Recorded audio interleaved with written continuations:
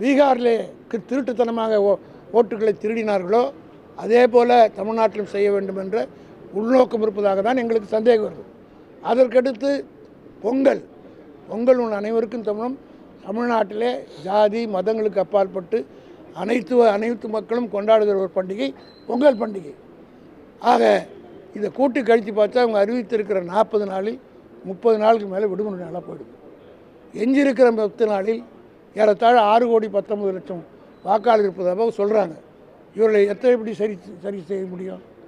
இந்த குறைபாடுகளை எல்லாம் நாங்கள் சுட்டி காட்டியிருக்கிறோம். எங்களை போன்றவே மற்ற கட்சிகளும் குறிப்பிட்டிருக்கார். யாரும் முழு மனதோடு இந்த எஸ்ஐஆரை தமிழ்நாட்டில் ஏற்றுக்கொள்ளவில்லை. அதான் உண்மை.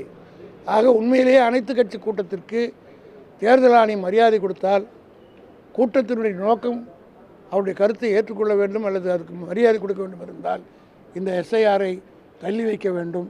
அதைத்தான் எங்கள் கோரிக்கையாக நாங்கள் கொடுத்துருக்கிறோம். அதிமுகவுக்கு எந்த கட்சி? நாங்களா? அதுக்கு 60 கட்சிகள் கொடுத்துருக்குறோம். அதிமுகவுக்கு